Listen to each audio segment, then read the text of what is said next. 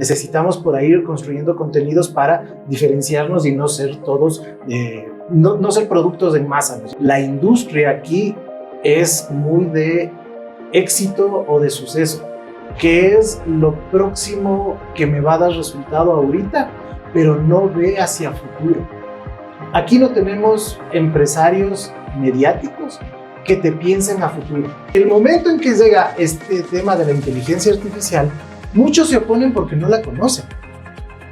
Entonces, a ver, tienes inteligencia artificial en tu teléfono que te está diciendo hacia dónde te tienes que ir. Ahí sí te parece bien, ¿no es cierto? Pero para mejorar un conocimiento, no. Yo soy un cero a la izquierda con el inglés y conozco buenas plataformas de traducción simultánea con inteligencia artificial. Es una maravilla. Yo estaba en la Católica un tiempo y decían que los estudiantes no saquen los celulares. No, que saquen los celulares. A ver, tal palabra, no entendían, no sabían qué quería decir bicéfalo. Saquen el maldito celular y busquen en el diccionario bicéfalo. La gente de arte debería estar generando un montón de cosas divertidas, locas, rematadas, buscando una nueva voz, buscando nuevos sonidos, infinidad de cosas.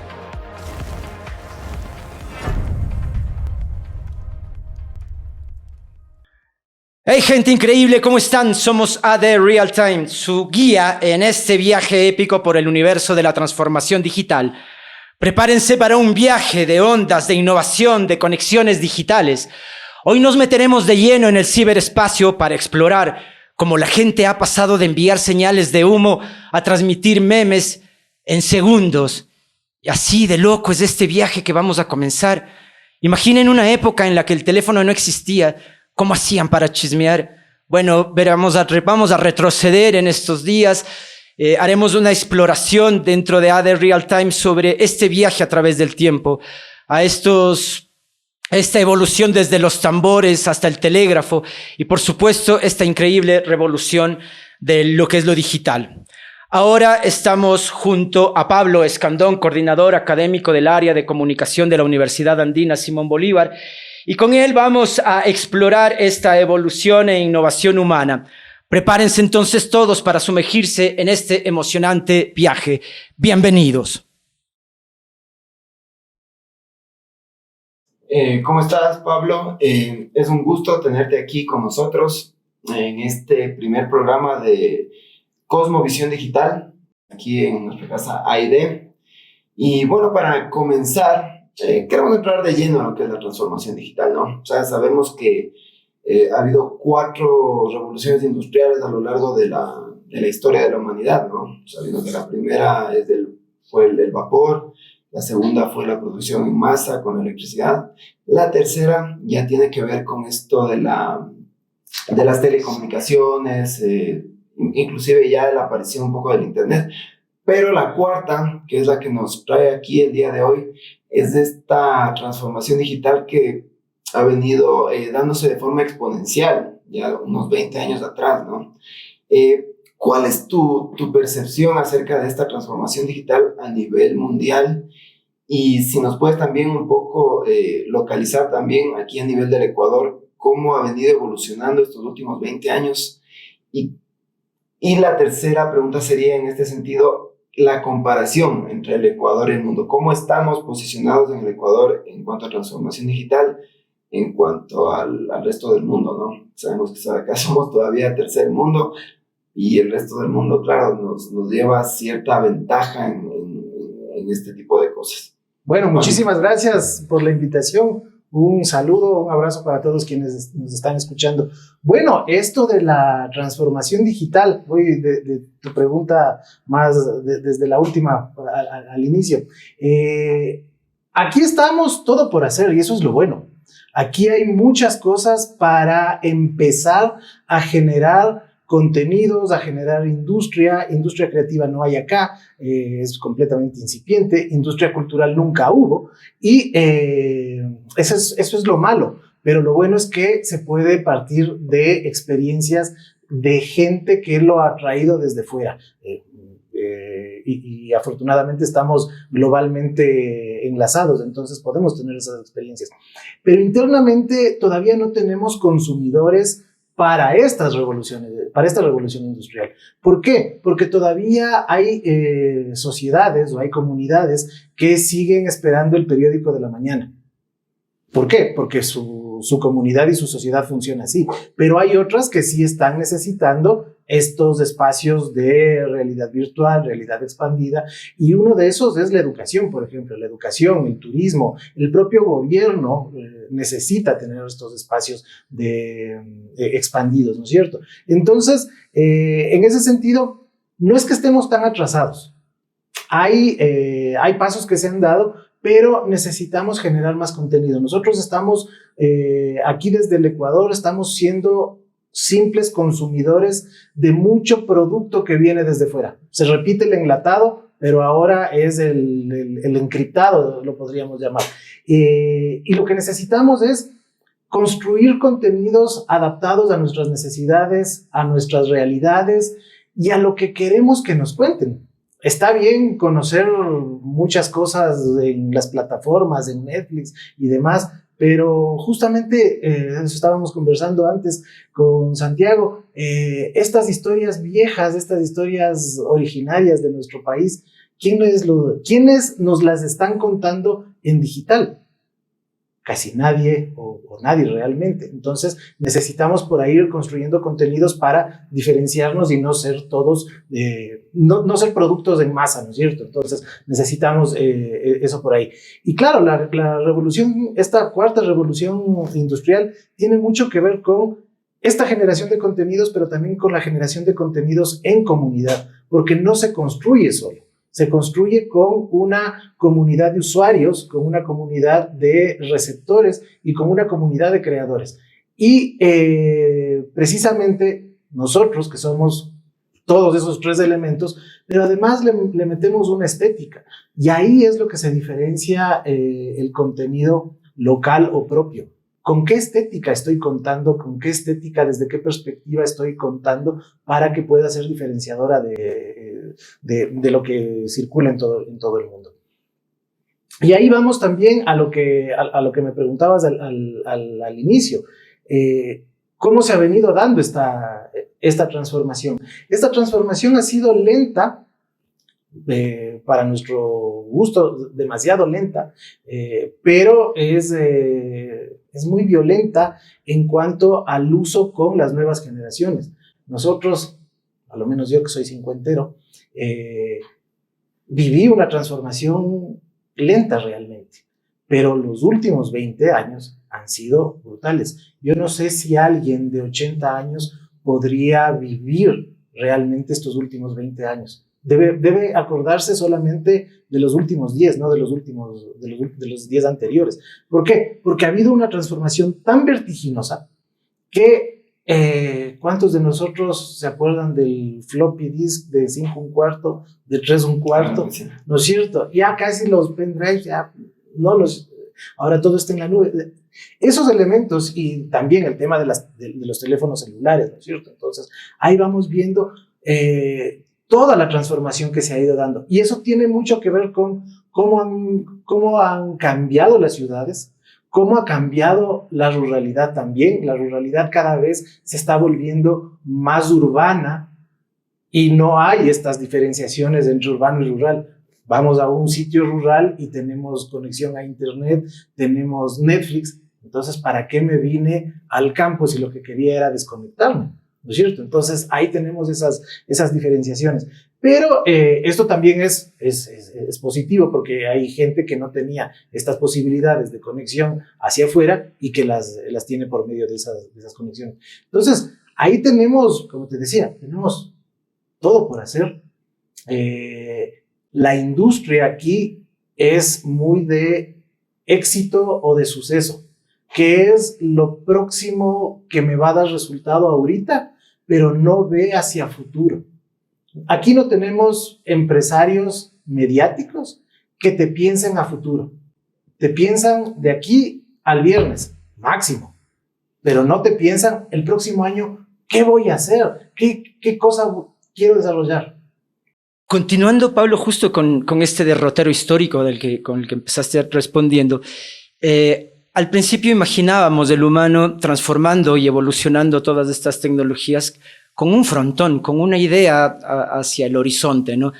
Y entonces podríamos entender el telégrafo, una necesidad de conectividad, el teléfono, la televisión como un medio de transmisión de informaciones, y de alguna manera siempre estuvo controlado societariamente estas evoluciones tecnológicas. Estas actuales evoluciones, ¿tú crees que se están controlando también desde lo societario o puede ser que estén llevándonos justamente a lo que están ahora planteándose relatos apocalípticos, ¿no? Es decir, aparentemente todo este juego de futurismo digital nos va a llevar a nuestra propia destrucción. No sé, ¿cómo miras tú este Tenemos panorama? de lado y lado porque somos seres humanos y como seres humanos estamos queriendo controlarlo todo. A los animales, a las máquinas, a las personas, ¿no es cierto? Pero siempre tenemos estos contrapesos en la sociedad. Justamente antier estaba viendo una película italiana que proviene de una novela de Andrea Camilleri sobre un tipo en inicios del siglo XX en Vigata, el espacio inventado por Camilleri, que pide una línea telefónica dedicada para su casa. Y el tipo estaba obsesionado con la tecnología. Era el único que tenía un automotor a vapor, era el único que tenía máquina de escribir y ahora pedía una línea telefónica. Entonces decía, no, este es un estúpido que cree que toda la tecnología lo va a cambiar. El tipo estaba viendo a futuro y todos le consideraban como un vago. Es eso. Hay mucha gente que somos defectistas. En cierto momento también nosotros somos defectistas y necesitamos esto para allá. A ver, tenemos que pensar a futuro qué es lo que me va a dar, cómo quiero yo trascender, cómo quiero yo quedar de aquí a 5 años, a 10 años, a 1 año, qué es lo que quiero hacer. Lo que te hacen los de los viajes prepagados, ¿no es cierto? Vaya abonando aquí para que se vaya en diciembre a su viaje. Listo. Y eso lo hacemos con la tecnología, lo hacemos con los proyectos digitales, lo hacemos con esta revolución de comunicaciones.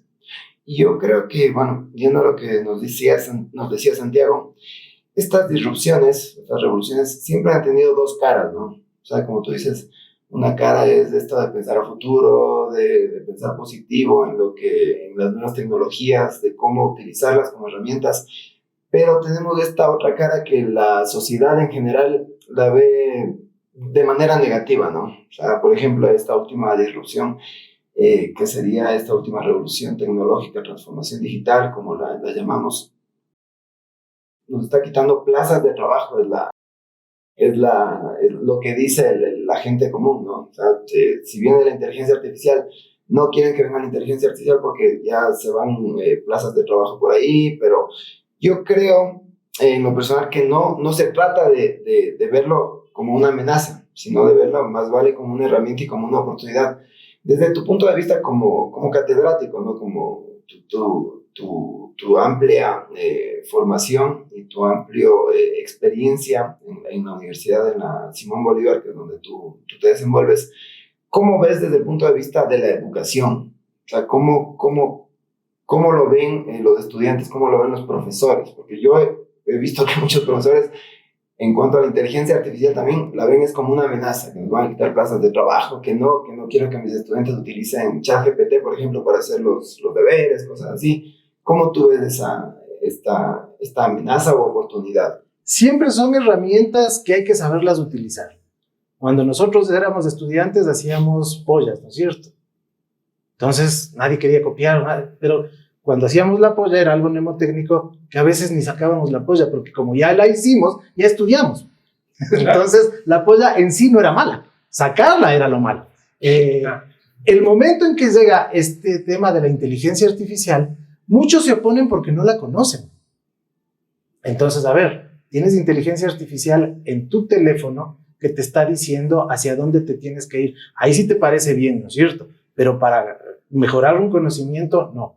Yo soy un cero a la izquierda con el inglés y conozco buenas plataformas de traducción simultánea con inteligencia artificial. Son la maravilla. Entonces, eso me ayuda, claro. eso no quiere decir que va a quitarle el trabajo al traductor. Necesito un editor, un traductor que me lo revise y me lo ponga en coherencia, ¿no es cierto? Lo mismo sucede en las universidades, en las escuelas, en los colegios. Era lo mismo yo estaba en la Católica un tiempo y decían que los estudiantes no saquen los celulares. No, que saquen los celulares. A ver, tal palabra, no entendían, no sabían qué quería decir bicéfalo. Saquen el maldito celular y busquen en el diccionario bicéfalo. Usen esa herramienta para que no estén trayendo, es que hágales traer el diccionario. No, ¿para qué? Si lo tienen en su bolsillo, utilicemos eso. Entonces, esas herramientas, si el profesor no entiende, claro, se va a oponer completamente. Entonces, provenimos de una cultura que pensamos que lo nuevo siempre va a matar a lo anterior. Para nada, vivimos en una cultura, en una ecología mediática, en una evolución mediática, que lo que hace lo nuevo es recoger lo mejor que tiene lo viejo, adaptarlo, transformarlo y volverlo a utilizar. Sobre lo que venías diciendo, quería... nos podemos hablar la gente que estamos aquí de transformación digital, es como damos por hecho ciertas cosas como lo entendemos, ¿no? Entonces, hablar con alguien como tú, evidentemente dice transformación digital y puedes hablar 4 horas de ese tema, ¿no? Por tan apasionante y tan grande que es el hueco o el salto que hay que hacer. Ahora, a mí me gustaría que esto se baje un poco al lenguaje de que lo pueda entender todo el mundo, de qué estamos hablando, y ese salto digital, tratar de interpretarlo un poco como desde nuestra experiencia. Nos contabas tú que eres cincuentero, nosotros vamos por ahí también, estamos bastante cerca, somos de una generación casi la misma, y quería que nos cuentes, que recordemos un poco de cómo fue ese cambio, ese salto que supuso el Internet. Dice la gente, los estudiosos, que el salto de la imprenta había sido el salto más importante a nivel de cantidad y de calidad de difusión del conocimiento, y después vino la revolución industrial, vinieron los mass media, y después vino el Internet, ¿no? Pero si comparamos con ese salto de la imprenta al salto del Internet, el salto fue abismal a nivel de comunicaciones, a nivel de poder... yo me acuerdo que en ese tiempo vivía en Buenos Aires y hablaba con mi mamá, y en ese tiempo todavía tenía 5 minutos al mes para poder hablar, tenía dinero para poder hablar con mi familia, y era como ese listado de estoy bien, todo bien, tranquilos, estoy vivo, chao, tal, ¿no? Y de repente vino el Internet, y vino el email, y vino todo eso. ¿Cómo fue para ti ese cambio? Tú como escritor, como comunicador, ¿cómo recuerdas ese cambio impactante en tu vida a nivel profesional y también personal?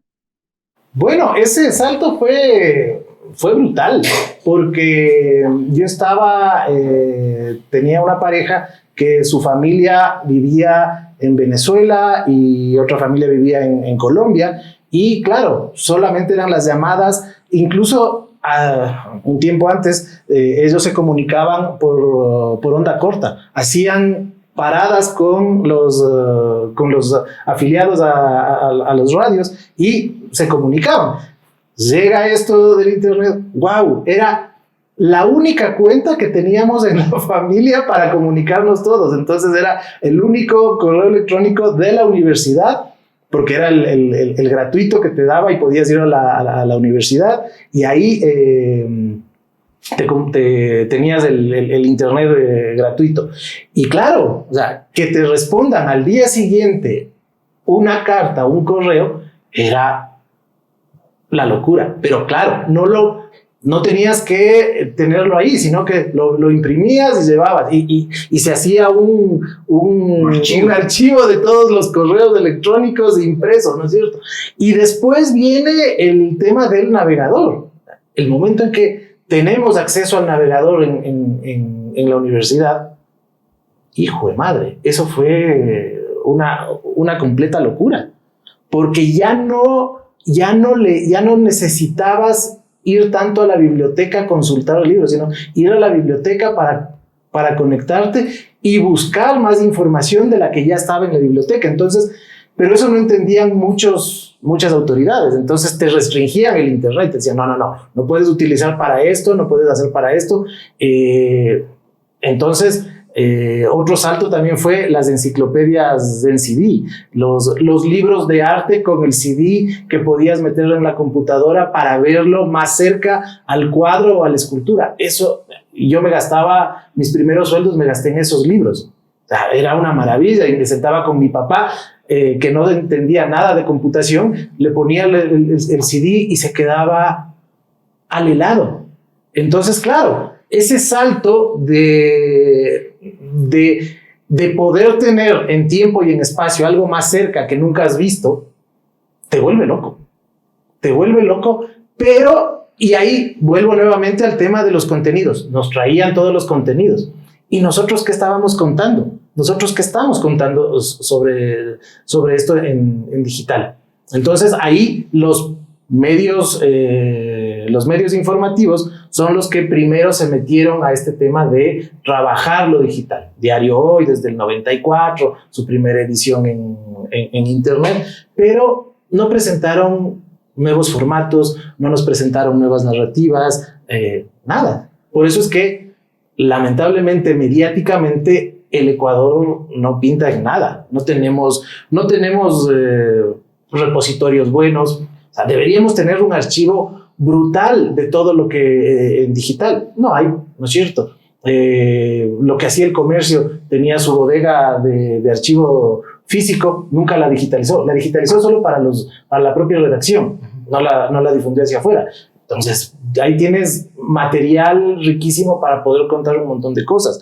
Y así con las filmotecas, los archivos de video, los archivos de audio, algunas radios, la red, por ejemplo, es la única que ha rentabilizado todo ese archivo. O sea, poner los goles de Pancho Moreno es contar la historia del fútbol ecuatoriano, ¿no es cierto? Entonces, ahí tienes todos esos elementos. Y sí, el Internet y lo digital cambia en un tiempo mucho más pequeño. ¿Pero por qué también? Porque la vida que nosotros tenemos es mucho más rápida. No vamos a poder aguantar que como la imprenta dure 300 años para que luego llegue algo eléctrico, el teléfono, o que llegue el telégrafo y el cine, ¿no es cierto? Entonces, mire, y de aquí de lo que se inventó el cine, acá el cine no ha cambiado tanto. Pero con Internet han surgido nuevos formatos, los documentales digitales, los interactivos, el mismo YouTube, que es otra plataforma, y ahí tenemos los youtubers, los tiktokeros y demás. Entonces, miren, ahí tenemos una transformación brutal. Antes, editarte un libro, era... entre largo, sigue siendo largo, pero muy costoso. Correcto. O sea, ¿quién le apuesta a un libro? Yo creo que, Paulito, pensando en este aprendizaje exponencial que debemos tener ahora los seres humanos para esta transformación de hoy en día, ¿tú cuáles consideras que serían estas habilidades que las personas deberíamos adquirir para no quedarnos en el camino, no quedarnos rezagados y salir del campo laboral, por ejemplo? O como las generaciones, como tú dices, que ya tienen 50, pero yo veo que tú has trabajado en bastantes proyectos que tienen que ver con la transformación digital, pero hablemos de las personas que no están muy conectadas. O sea, ¿qué habilidades ellos deben adquirir o deberían tener pensando de aquí al futuro, pensando de aquí a unos 5 o 10 años, para no quedarse rezagados y estar en onda con esta revolución digital? Bueno, principalmente ahí lo que tenemos que ver es cuáles son los ámbitos de la sociedad que ya no necesitan tanta investigación con lo digital. En mi caso, por ejemplo, meternos más a métricas de redes sociales e impacto de visibilidad en redes sociales ya está muy desarrollado. Pues, y hay gente experta y se la puede consultar. Pero hay otros elementos que no están. La digitalización de archivos, organización de archivos digitales, generación de contenidos, webseries, cine para internet, radio en internet, todo lo mediático que acá está anulado, tendría que refundarse. Por eso decía que afortunadamente está en cero y se puede hacer de todo. Las mismas universidades, recién con la pandemia nos dimos cuenta que se podían hacer cursos virtuales, pero también necesitamos tener una sede digital, no solamente el aula virtual, sino que yo pueda tener mi carnet digital, que pueda tener en mi celular mi secretaría virtual, o sea, moverme. Gobierno electrónico, también necesitamos que el gobierno electrónico no sea solamente la página donde puedo consultar el impuesto, sino directamente ligarla a la cuenta, pagar, sacar un turno, hacer eso de la ventanilla única que se viene hablando desde el 98, todavía no se concreta. Y ningún gobierno creo que lo tiene, ningún estado lo tiene así al 100% desarrollado. Entonces, ahí tenemos en todo campañas electorales. Tienes un montón de cosas para hacer, pero eso tiene que verse de acuerdo con ¿qué? Con la formación de la gente. No es la herramienta. Ahora, Pablito, pero digamos, por ejemplo, el de una, ¿no es cierto? Estas formas de pago ahora, que quizás donde vamos a ver más esta realidad de la transformación digital aquí en Ecuador es esto, ¿no? En las transacciones comerciales. Yo te digo, no utilizo el de una, a pesar de que entro a todas las tiendas y ya sé que es un código QR cualquiera y uno lo escanea y se acabó. Todavía yo manejo el tema de la tarjetita, ¿no? Pero ya veo que la sociedad un poco empieza a adaptarse a este de una, ¿no? Entonces, quizás son estos insumos que empiezan a darnos comodidad dentro, ¿no es cierto? Y por ahí quizás iba lo que te preguntaba, Panchito, ¿qué crees tú que es más urgente, pero para el sujeto común, empezar ya a relacionarse, ¿no?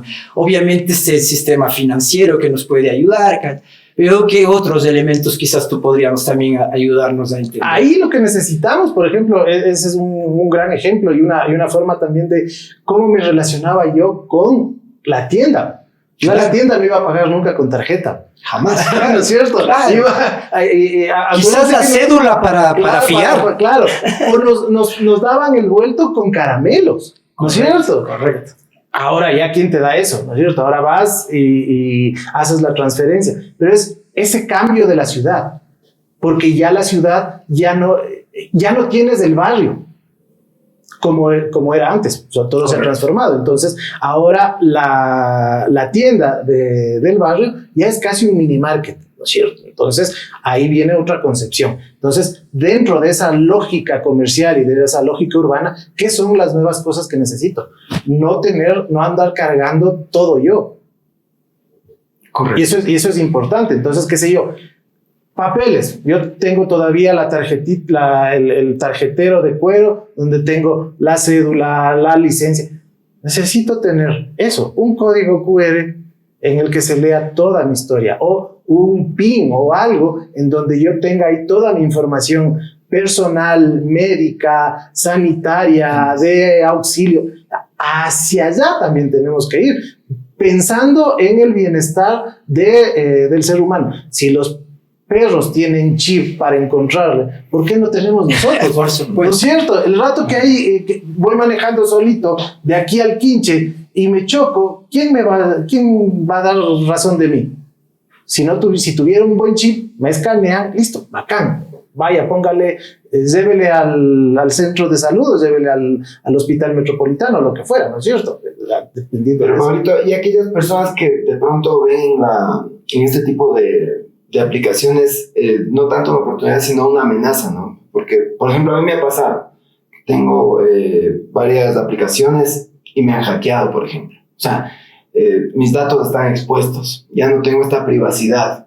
Entonces, hay gente que se niega por eso. Yo tengo una tía que no utiliza de una justo por eso, porque dice que corre riesgo su cuenta bancaria, sus datos, y de cierta manera nosotros también somos víctimas de eso, porque nosotros nunca leemos, por ejemplo, los contratos de las aplicaciones. En Facebook te creas tu cuenta, tú le das siguiente, acepto, siguiente, tienes tu cuenta, estás contento, pero lastimosamente como son aplicaciones gratuitas, nosotros no nos damos cuenta que no somos los clientes, sino llegamos a hacer el producto y con eso nosotros tenemos este riesgo de que nos hackeen la cuenta, de que pase algo malo. ¿Cómo podemos lidiar, con este tipo de cosas? Principalmente ahí lo que debemos hacer es, las necesito todas, ¿no es cierto? O sea, me puedo quedar con una sola y lo demás no es necesario.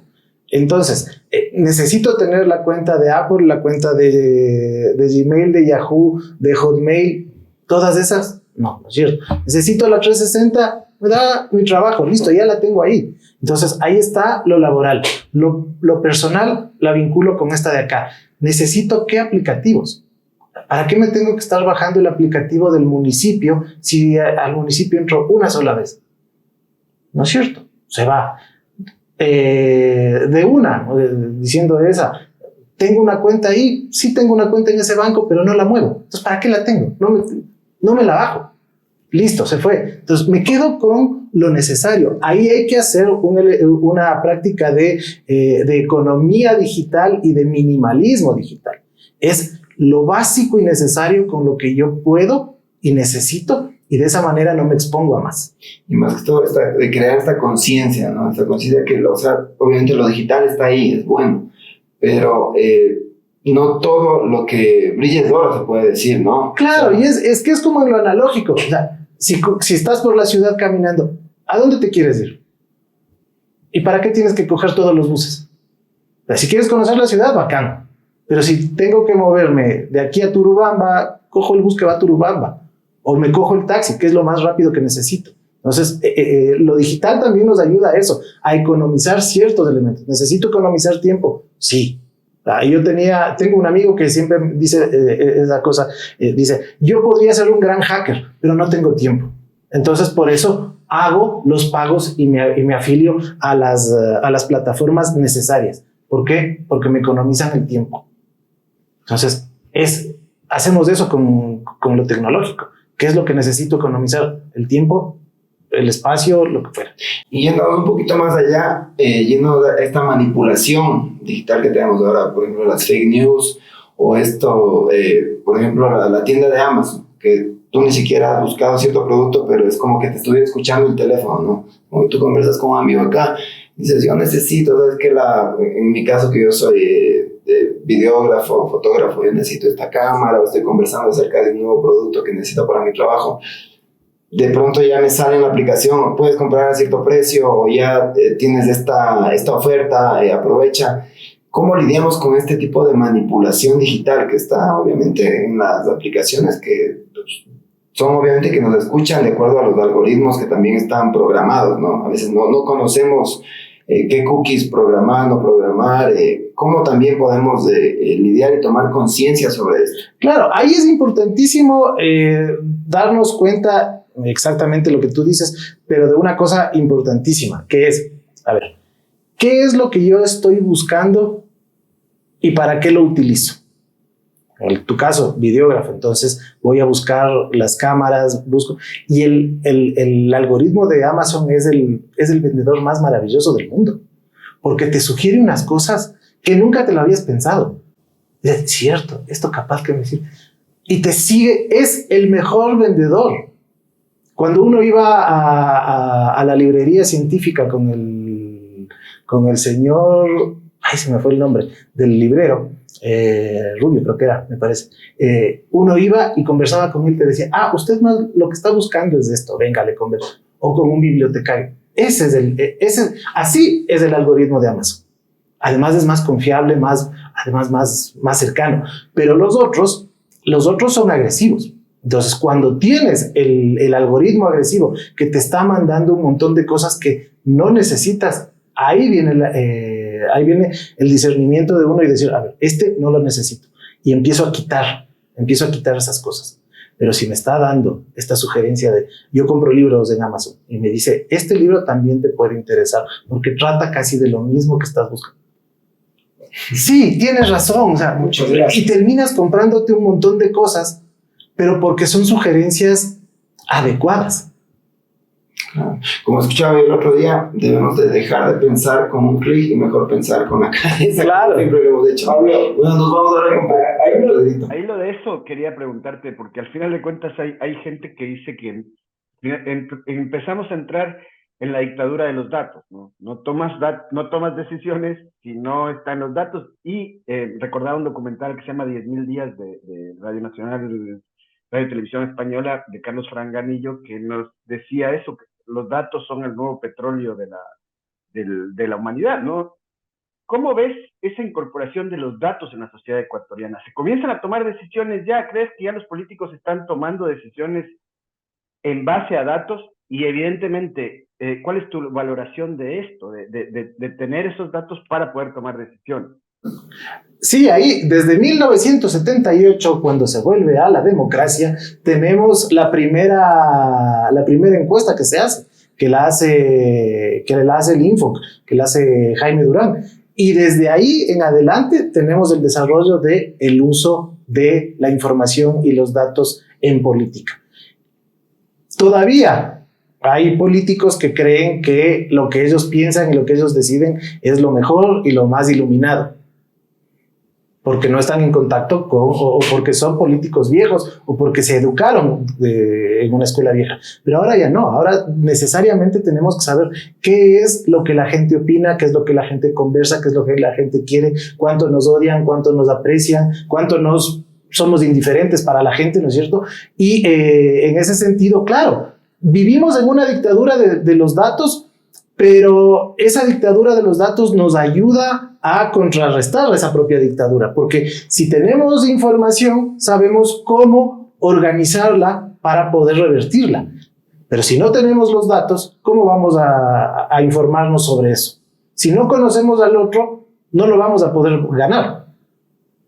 Ahora, ahí hay una cuestión. En realidad, tú hablabas de la transformación digital y las posibilidades que hay ahora, pero estados desarrollados a un nivel tecnológico más alto todavía no permiten que esa transformación, por ejemplo, puedas votar desde casa, ¿no? Las votaciones, ya podrías hacer una votación desde casa, podría ser inmediatamente esas decisiones, e inclusive las decisiones podrían tomarse de acuerdo también a consultas, pero no se hace. ¿Dónde está el límite ahí? ¿Cómo ves vos ese límite? Es una cesión de poder, ¿no? Yo la veo desde no queremos ceder el poder todavía, ¿no? Tampoco somos tan buenos. Exacto, es que la democracia es buena hasta cierto límite, no te doy todo el acceso a la deliberación. Entonces, claro, yo en un momento estaba muy partícipe de el voto electrónico, o sea, votemos desde la casa por internet, pues, pero claro, te pueden manipular, se cae todo, entonces hay que tener esos Pueden manipular sin tecnología, con tecnología, como vos quieras, ¿sabes? ¿Para qué cuando te hacen ir a una oficina donde tienes lo mismo en tu casa, pero te demoras 40 minutos en el viaje? Puede ser más productivo esos 40 minutos. Lo que pasó en la pandemia, ¿no es cierto? A trabajar desde la casa, claro que ahí fuimos al extremo, pero hay días que uno no necesita ir a la oficina. Ahora, Pablo, hablamos también de un tema de eficiencia, obviamente, con toda esta transformación digital. Y quien está encabezando, obviamente, es el ser humano. Sin embargo, antes te proponía el pensar desde el modo apocalíptico, y si algún momento esta suerte de vagancia, que también ya tú nos lo presentaste, ¿no? Nos comentabas, respondiendo a las primeras preguntas, este gestillo tal vez que nos está empujando también hacia un mundo más ocioso. Piensa el auge de las inteligencias artificiales, hablemos del ChatGPT en específico. Y entonces ya nos acercó a un montón de facilidades, nos ahorró un montón de tiempo, es muy eficaz en muchas cosas. Sin embargo, siempre quedaba el peculio de decir, bueno, es el humano el que le está dando la orden, ¿no es cierto? Y hay que aprender a darle la orden para que además él funcione mejor. Actualmente la estrategia es decirle al mismo chat, ármame tu propio prompt para yo hablar contigo y que vos mismo me digas cómo te pregunto las cosas. Es decir, llegamos a un nivel ya casi de torpeza, porque no estamos construyendo un relacionamiento con esta inteligencia, y estamos permitiendo a ella que ejecute los pensamientos ahora todos por nosotros. Entonces, pensemos ya en un derrotero humano. muchas veces se decía, ¿no? Como que mientras más evolucionamos, menos utilizamos nuestro cerebro justamente por estos niveles de comodidad que alcanzamos. ¿Cómo le ves vos desde ahí? Claro, sí. No son errados. ¿Por qué? Porque estamos dejando de utilizar cierta parte del cerebro porque ya no la necesitamos, pues. O sea, la necesidad es lo que nos hace. Vamos a Cuba y vamos a ver lo inventivos que son los cubanos con lo poco que tienen, ¿no es cierto? O un migrante que viene acá hace un montón de cosas. Nuestros propios migrantes van afuera también y son inventivísimos, ¿no es cierto? Para trabajar les quieren muchísimo porque son ingeniosos, ¿no es cierto? Porque tienen esa necesidad. Pero claro, está también esa parte de, a ver, ¿nos vamos a hacer vagos porque queremos ser vagos o vamos a economizar ese tiempo para desarrollar otras cosas? En mi caso, yo soy feliz con Internet, soy feliz con las inteligencias artificiales, porque eso me da tiempo para poder dedicarme a leer, para estar con mis hijas y para desarrollar algunos proyectos. Que no necesariamente tengo que dedicarle el tiempo a estar en la búsqueda, a estar scrapeando, a estar haciendo un montón de cosas que se hacían antes, ¿no es cierto? Eso ayuda muchísimo. Entonces, por ejemplo, la gente de arte, o sea, debería estar generando un montón de cosas divertidas, locas, rematadas, buscando una nueva voz, buscando nuevos sonidos, infinidad de cosas. Pero Pablito, ¿no te parece que es un poco, de cierta manera, la palabra ofuscante? Te ofusca tener que estar metido, por ejemplo, como artista, ¿no? Digo yo, antes uno se dedicaba a pintar, chévere, de cierta manera eras medio comerciante porque vendías tu pintura, medio marchante, comprabas y vendías arte y se acababa ahí. Ahora tienes que estar conectado a la red social Instagram, a Facebook, tienes que estar conectado a un montón de dispositivos que eso te quita bastante tiempo. Entonces, yo creo que también vivimos en esta sociedad donde el burnout, que se llama, ¿no? Burnout, que te quemas, viene a ser una constante entre las personas. La salud mental también ha venido a decrecer entre las personas por este tipo de temas que ya no puedes dedicarte solo a lo tuyo, sino ahora tienes que tener 1, 2, 3 profesiones. Ahora te cuento, ¿no? Como realizador audiovisual, que en un principio tocaba dedicarme a la fotografía. Ahora que con AID, que hacemos estos productos en 3D, ya es también otra línea de negocio, ¿no? Hacemos digitalización, 3D. Entonces ya no es que me dedico solo a una cosa, me dedico a varias cosas, obviamente dentro de la misma línea, pero es algo extenuante, es algo que no me da tiempo para otras cosas. ¿Cómo tú sugieres que también podamos lidiar con esto, que también nos está afectando en cuestión de la salud mental, ¿no? Con esta angustia, esta depresión de las nuevas generaciones, que ahora vivimos más conectados que nunca, pero también vivimos más solos que nunca, porque ya no tenemos tiempo de compartir una cena familiar o compartir con amigos de manera física, sino todo a través de las redes sociales? Claro, ahí lo importante es saber construir una buena comunidad de trabajo, porque el momento en que yo digo, es que yo soy productor audiovisual, entonces vos te encargas de todo lo audiovisual. No, tampoco. O sea, yo me especializo en esto y puedo tener otros especialistas en otros elementos también. Entonces, eso también es importante. Si yo soy un artista plástico, no me voy a meter a hacer arte tridimensional, arte digital y todo. Tengo que conocer de algo, puedo informarme de algo, pero lo mío es esto de acá y lo que me interesa es saber venderlo. Entonces necesito saber un poco de redes sociales. ¿Cómo está mi comunidad? ¿Quiénes son la gente que me consume, la gente que me ve? Y eso es algo importante que no hemos desarrollado y eso tienen los marketineros muy bien claro. Y cuando nosotros estamos creando un proyecto, la forma de venderlo es lo último que lo pensamos, cuando debería estar también integrada. Entonces, a ver, ¿cuál es mi comunidad? ¿A quién le quiero vender el proyecto? Y eso es algo riquísimo que se aprende mucho de las escuelas de cine, de las escuelas audiovisuales. Esto del pitch, los festivales, ¿a quién le quiero vender? Yo, que soy profesor universitario, me creo que puedo hacer un buen pitch. Y cagando. En 5 minutos tienes que que motivarle, emocionarle y venderle. Haz eso en 5 minutos. Cuando te demoras la hora 20 para la clase, primero desarrollando la introducción para después proponer la hipótesis. En 5 minutos, dime, si no, esto no. Ahí te pone el desafío. Entonces, es también irte especializando, y eso es lo bueno de esta revolución digital, porque ha hecho que existan muchas especializaciones, pero que masivamente la gente cree que todos podemos hacer todo porque tenemos la misma herramienta. Entonces, si yo tengo la llave en cruz, ya soy mecánico. No, solo sé cambiar las llantas y se me baja. Pero el rato que se me para el carro, ¿qué hago? Bueno, que creo que pasa también es que aquí en Ecuador vivimos en una sociedad también con mercados que, bueno, explotan de cierta manera al trabajador, ¿no? Explotan y los empleos se ven ahora, no sé, ya no te pagan lo de antes. O sea, bastante precarizado el trabajo hoy en día por ese tipo de cosas. Por ejemplo, antes yo hacía un video, una fotografía para una empresa y ahora no. Las empresas tienen una persona que con las redes sociales, con el teléfono, hacen el video, la fotografía y ha decrecido lo que es la calidad. O sea, estamos teniendo un problema de calidad versus la cantidad.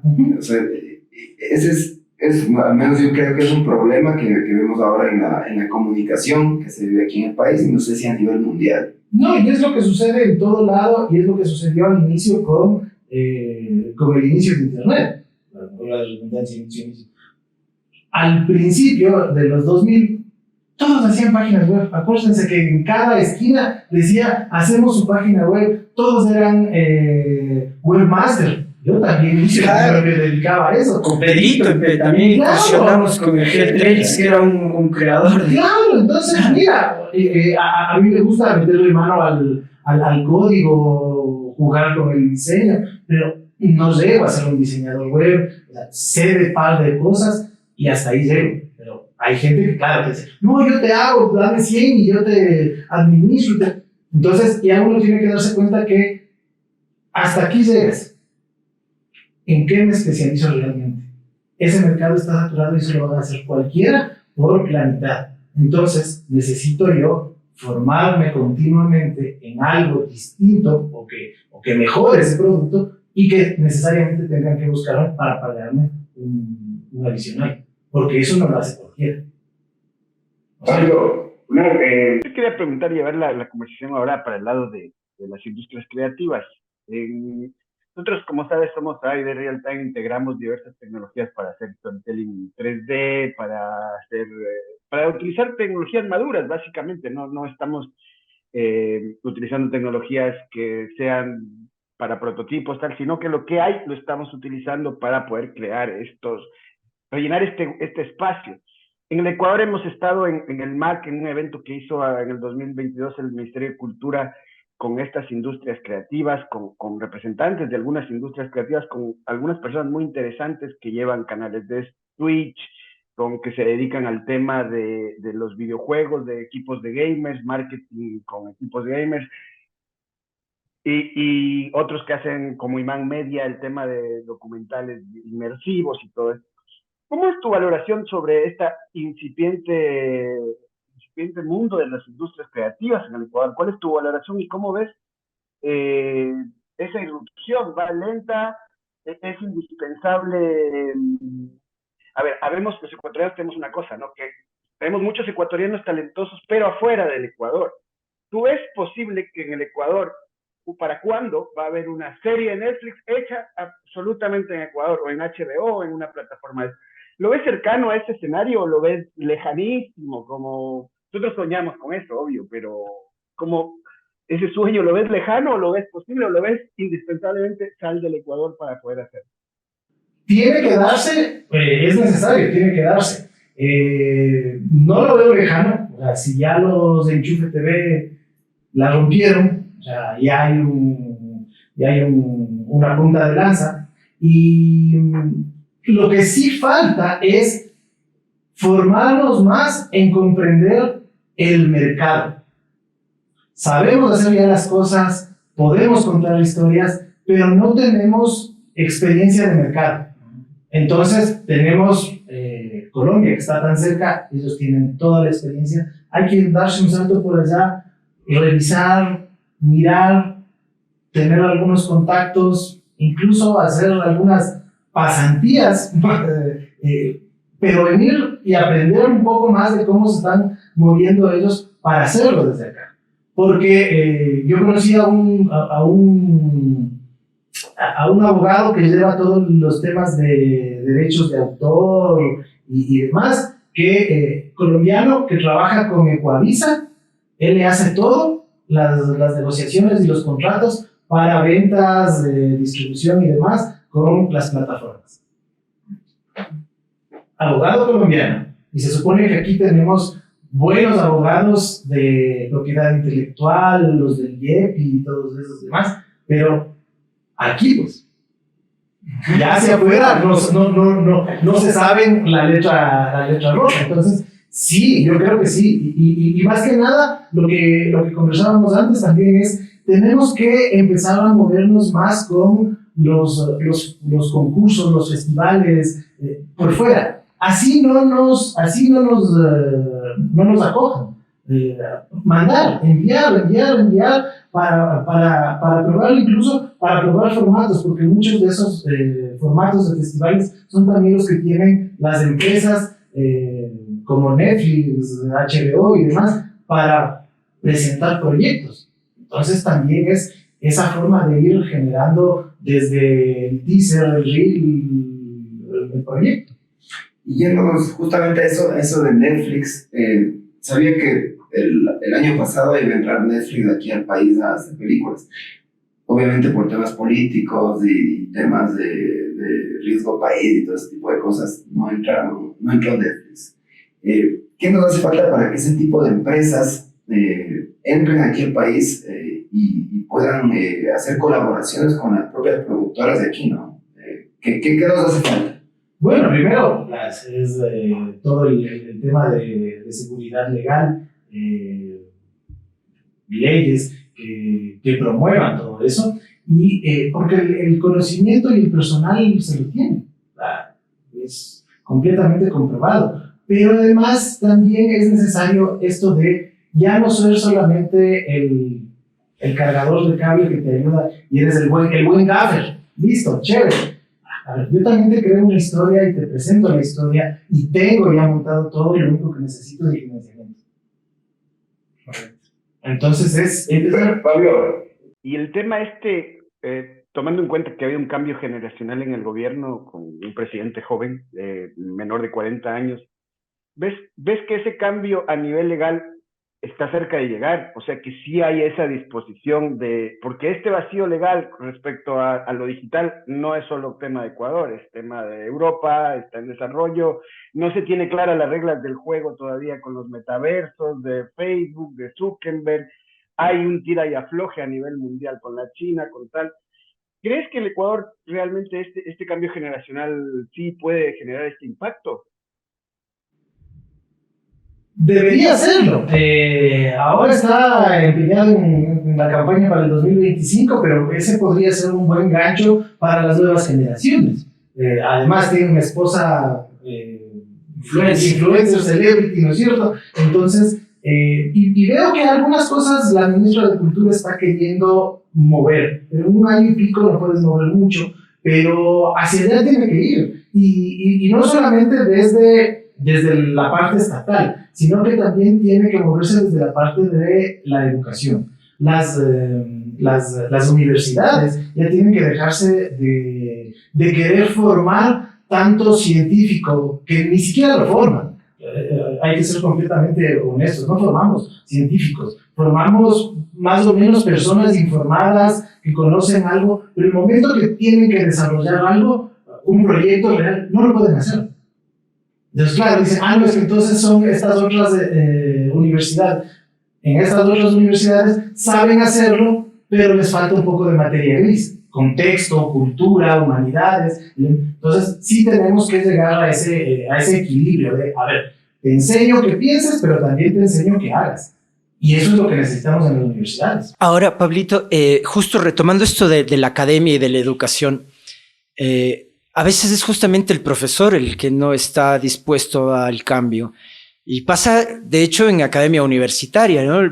Y bueno, también no solo en la realidad ecuatoriana, Suiza planteó regresar a la escritura en papel, ¿no? Y aquí algunas universidades como que tomaron ese discurso intentando agarrarse de algún lado para no entrar dentro de esta transformación, ¿no? Y ahí, obviamente, la academia, como tú decías antes, tiene un papel fundamental. Pero ¿les ves a los trabajadores de academia en esa disposición? No, porque ellos son pensadores. Entonces yo tengo que pensar, yo no tengo que hacer. No me jodas. Si puedo generar un producto, además ya lo estoy pensando, además para eso tengo que pensar muchas cosas. ¿Qué gran pensador ha sido un gran creador? Muy pocos. Sí, pero vamos por ahí. O sea, yo puedo generar una tontería, pero pensé en mi tontería. Y estoy reflexionando sobre mi tontería. Y sé que es una tontería. Y estoy completamente consciente. Pero eso ya me da un nivel distinto de, no, lo tuyo es una tontería. ¿Pero por qué? ¿Vos puedes hacer una tontería igual que la mía? No, es que yo pienso. Entonces no eres capaz de hacer eso. Correcto. Es lo mismo que todos somos futboleros, ¿no es cierto? Yo no hago goles con la cabeza, soy pésimo para cabecear. No, también soy pésimo para hacer goles, pero soy bueno para defender. O sea, yo sé cómo hacer un foul suavito. Que no me saque camariza. La educación tiene que empezar desde los educadores, ¿no? Claro. Y ahí es donde debemos apuntar a la educación y, bueno, alejándonos también un poquito de la política, que la verdad yo le veo que como empresa o como ciudadano común muy poco podemos hacer, ¿no? O sea, porque ya debatimos en temas políticos, como dijo acá Pedro, es de pronto ensuciar un poco el discurso, porque siempre vamos a estar pensando en que no hago esto porque el político me perjudica en cierta parte, por ejemplo, los autónomos que son allá en España, ¿no? Lastimosamente sabemos que los autónomos tienen una carga impositiva muy fuerte. Aquí en Ecuador estamos viendo que el anterior gobierno también les puso esta carga impositiva a los influencers y a otro tipo de personajes que la verdad yo no veo cómo un país puede pararse poniendo esta carga impositiva a este tipo de personas. Entonces, yo creo que el surgir y el éxito de esta transformación digital como ciudadanos tiene que ir, como habíamos dicho, desde la educación y pensando un poco más en lo que también nos decías, Pablito, tener ya listo los productos, o sea, meterle más calidad a lo que hacemos y así poder ya tener estas asociaciones, como decías, con Netflix o unas productoras más de más renombre del exterior y así poder sobresalir, ¿no? ¿Qué consejos tú, ya para un poco ir finalizando, qué consejos tú nos darías desde ese punto de vista de empresa y también de consumidores de lo digital, ¿no? ¿Y qué consejo tú nos podrías dar para así en un, tal vez no en un corto plazo, sino en un mediano y largo plazo, tener este éxito? O sea, aquí nosotros como AID hemos sufrido en carne propia lo que es no tener un mercado estable y poder de pronto con nuestros productos llegar a las masas o llegar un poquito más allá. ¿Qué consejo nos darías a las pequeñas empresas, a los emprendedores de aquí y por qué no a los consumidores digitales? Bueno, como generadores de contenido y pequeñas empresas digitales, principalmente hay que desarrollar un buen concepto. Ustedes lo tienen y eso es algo fabuloso. Y generar un proyecto a futuro que ayude los cachorritos que vayan llegando para que ese proyecto se concrete. Es lo mismo que cuando uno tiene un proyecto artístico, un proyecto estético. Entonces, sé que todo lo que llega me va a ayudar a conseguir ese proyecto grande por el que estoy buscando. Eso, y estar completamente todos los días pensando en cómo aporto a ese proyecto grande. Porque si estamos solamente pensando en cómo, decía mi suegro, cómo paro la olla hoy, estoy siendo completamente efectista y estoy siendo igual que los demás. Entonces, mi diferencia es, yo produzco esto, yo genero esto, todavía no lo llego a tener, pero voy hacia allá. Todo lo que aporte me sirve para eso.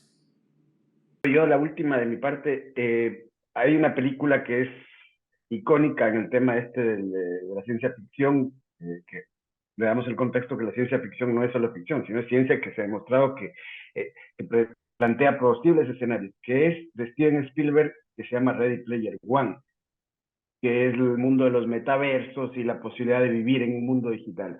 Tú que tienes hijas, y yo que tengo hijas pequeñas de 5 y 7 años, ¿crees que van a vivir realmente esto, que eso se va a concretar? Es decir, que en 2050 vamos a tener nietos viviendo en metaversos, ¿o lo ves como te pasó Spielberg? No, está viviendo. Mi hija de 9 años se pasa en Roblox jugando. Afortunadamente no ha hecho amigos ni nada, pero juega en Roblox un montón de cosas. Vive en su metaverso. O sea, ya está ahí y el mundo para ella es liderar ciertas cosas. Y en la televisión no. Entonces está en otro espacio. ¿Cómo hago para que lea? Le meto algo en el mismo Roblox que algún personaje está leyendo cierta cosa, entonces se va por ahí. Mira, entonces, claro, estamos ya viviendo eso. Nosotros también vivimos en inmersiones diferentes, pero vivimos en metaversos. El problema es entonces que nos vamos a tener que acostumbrar nosotros, no ellos, obviamente. Claro, porque para ellos ya es algo normal. Para nosotros sigue siendo algo que, ¿cómo es posible que estés ahí? Ya es lo cotidiano. Perfecto. Y bueno, realmente este tema de la transformación digital nos permitiría abordar una diáspora de temas infinitos. Estamos dejando atrás, por ejemplo, la sexualidad y sobre todo los tópicos, ¿no? Desde los que quizás ahora estamos relacionándonos. Para AD Real Time es un orgullo empezar así nuestra serie de podcast con un invitado especial tan sabio, tan prudente y que además nos permitiste conocer de alguna manera en estos relatos cuál ha sido esta evolución y cuáles deberían ser nuestros frontones también para ahora distinguir estos procesos evolutivos de transformación digital. Te agradecemos infinitamente, Pablo. Esperamos tenerte nuevamente acá en este espacio para seguir conversando de esto, porque quizás lo importante es empezar a crear la reflexión y a partir de estas reflexiones también generar el contenido, ¿no? Y la discusión dentro de las redes sociales. No es suficiente el que seamos unos consumidores, como decías antes, sino también ya proyectarnos a la producción, ¿no? Y empezar a producir de a poquito estos insumos, estos elementos, estas discusiones, estos conversatorios que van sumando. Ecuador entonces está empezando en esta gran transformación digital y lo que nos queda es a todos ahora sumar, es un poco empujar el mismo barco hacia las olas estas tumultuosas que aparentemente el incierto mundo apocalíptico de lo digital nos está invitando. Entonces, con estas nuevas posibilidades de realidad que nos decía Pablito, nos despedimos y despedimos de este primer podcast de Cosmovisión Digital y esperamos un próximo programa donde vamos a seguir tratando desde la hilaridad, desde lo jovial, pero también desde la responsabilidad de los conceptos. Muchas gracias, bienvenidos y hasta el próximo programa.